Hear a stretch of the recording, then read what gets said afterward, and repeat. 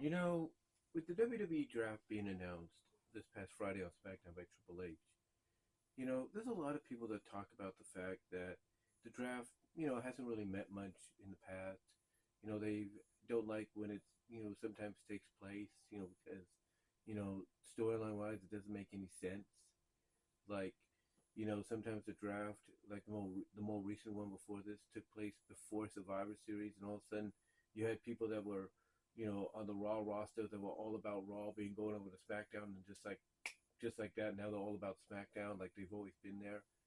A lot of people feel like it just didn't make any sense to do the draft at that time period. Some believe that the best time to do the draft is when they're doing it now, right after WrestleMania and potentially after Backlash, where basically you now have most of the rest of the year to really set things in the direction that you want to set them in. And as far as this year's draft goes, according to various reports,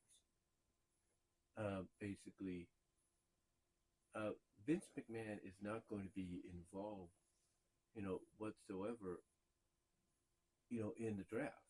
You know, he doesn't have, I guess you can say, a hands-on approach to it right now, because they've been planning to do this for the past several months, even before he kind of nudged his way, weaseled his way, bullied his way, manipulated his way back into power.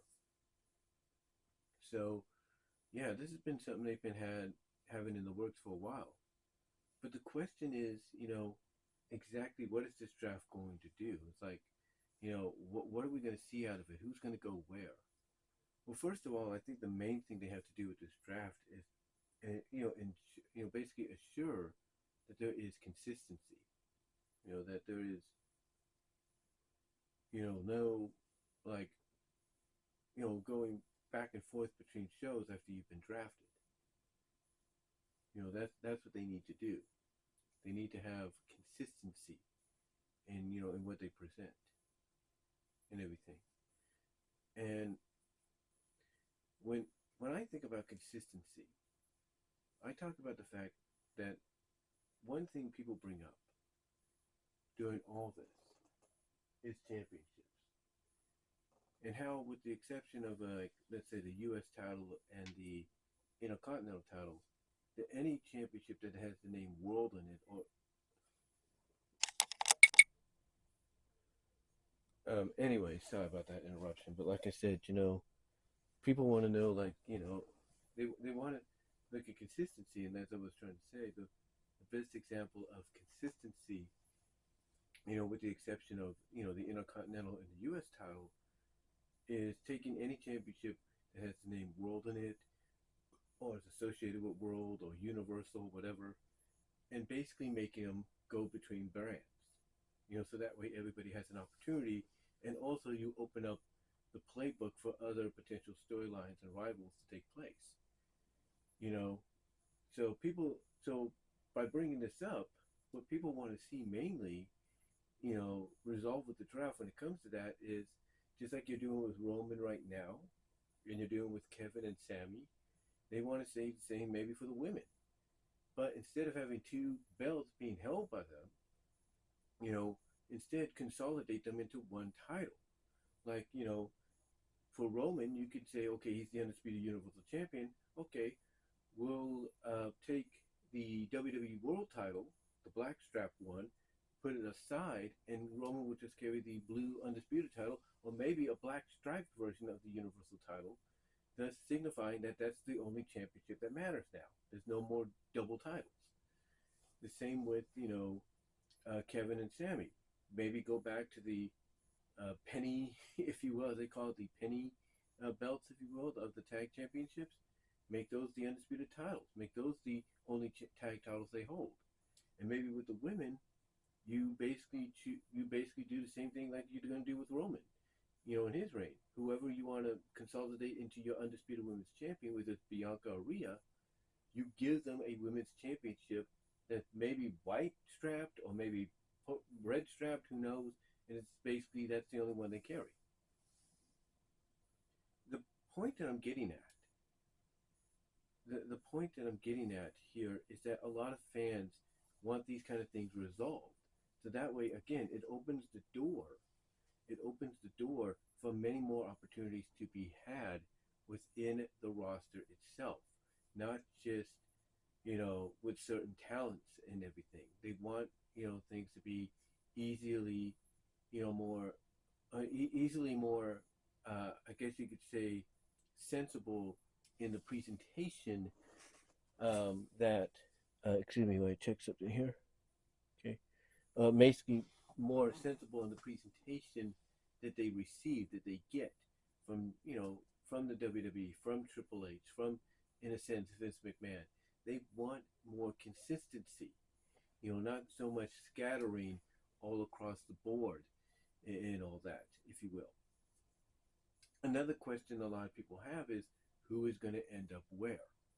Well, I look at the fact that I believe at the end of the day, when it's all said and done, that SmackDown this time is going to come out the winner. I don't know why, I just do. Because I think what's going to happen is you're going to have, like with major moves, I think you're going to have a majority of the most of the bloodline, a majority of them, going over to Raw and not being on SmackDown. Because they're mostly a SmackDown brand, but I see them going over to Raw. Now you might say Fox would never let that happen. Oh, believe me, if they can get the Judgment Day in exchange, and you get this heat-seeking missile of a heel and Dominic along with it, I think that's a fair trade-off. And besides, you wouldn't be necessarily losing Roman because as undisputed champion, wherever he goes, the bloodline goes. And that the only time that won't happen is if he does lose that undisputed title and he has to just be on Raw from now on. That's about it. You know, and that's another thing too that fans would like as consistent. It's like whoever gets drafted to whatever brand, that if they lose the championship, they go back to that brand and wait until the next opportunity arrives, which I think is fair. But to me, I think SmackDown between both brands is going to be the one that comes out the winner. Because I could see people like Johnny Gargano, Candice LeRae, Dexter Lumis, Indy Hartwell from NXT, who's the NXT Women's Champion right now. I could see them, together on SmackDown. And to me, Johnny and Candice and Dexter being on SmackDown and Indy as well, lots of opportunities there for them in singles competition and tag team wise. Lots of opportunity. You know, when I look at other potential talent going to SmackDown, I could see Bronson Reed going there, Bobby Lashley maybe going there, and everything. So I could see them winning out in the long run. I can see Michin, Mia Yim going there. So I definitely see them winning out in the long run. On the other side, with Raw, like I said, I think they're going to get the Bloodline. I think, they're going to get the OC. They're going to keep the OC. AJ will be part of that. And that's a few people want to see. Bloodline and OC, that would be something. Sammy and Kevin, who are the tag champs, I think they will go to SmackDown, but they'll still float because of the tag champions. I think Rhea, because she's part of Judgment Day, goes to SmackDown. Bianca's going to stay on Raw. I could see, stuff like that happening. As I check something again, I do apologize. I could see something like that happening. There's no doubt. What else? Like I say, NXT wise, I could see people like Ian Dragunov. Ian Dragunov, I believe, could either end up on SmackDown or Raw. You put him on SmackDown, oh my gosh, people are going to want to see him and Gunther right off the bat. You put him on Raw, and you potentially got main event level caliber talent, in there to go up against the likes of the Bloodline, like Solo Sikoa, Roman Reigns, maybe if you want to do that. You got that opportunity there. Garrison Waller, I think, would be a great fit for Raw as well, because what he brings to the table. Tiffany Stratton, I think she'd be a good fit anywhere, but I think she's more Raw bound than anything, because I think she would just fit in well there. Nikita Lyons, I think, is bound either way. I think she could be a SmackDown person, no doubt, but I think she's more Raw bound as well. Zoe Stark, I think, is more SmackDown bound than anything, so I think she'll definitely end up there. But so overall, when I look at what potentially could come of this, Braun Breaker. I see him going from NXT to Raw. I see him definitely with Raw. Raw written all over him, especially with what they're doing with him right now. I could see that. You know, Kamalo Hayes. I know he's the NXT champion right now. Him and Trick Williams. I think they're SmackDown bound if they get drafted. And what I do see at first is them being brought in as a tag team, maybe brought up, I should say, as a tag team, and then over time going their separate ways, but just bringing them in as a team to, solidify them. So, yeah, when I look between both brands when it comes to this draft, I see SmackDown coming out on top. I really, really do. I see them coming out on top more so than Raw. I mean, Raw is going to get some talent. Don't get me wrong; they will get some talent, but I just see SmackDown being the winner, generally when it's all said and done. Especially if Fox, wants to keep maintain this relationship with WWE because they do. And also, you got to remember when Fox made the agreement with WWE to put SmackDown on their network, that SmackDown, as it has shown, would be more wrestling oriented, and these talents that I've mentioned would definitely fit that mold. But I think the other thing too, like I said earlier, is fans want consistency. They want things to make more sense, and one of the things they want to make sense is the consolidation of the championships into single championship belts, straps, if you will, and maybe just one unification with, you know, coming out of it, and that's between the women, so that you'll have that on equal ground with the tag and the world title, just like you do with the women's tag titles.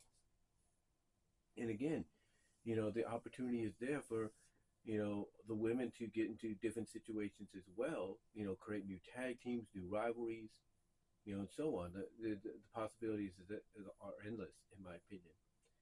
But yeah, to me, I think this is definitely, so to me, at the end of the day, looking at this upcoming draft, which I think takes place after Backlash, between Backlash and Night of Champions, which is going to be the show in Saudi Arabia, in Jeddah, in Saudi Arabia, not, you know, King Queening.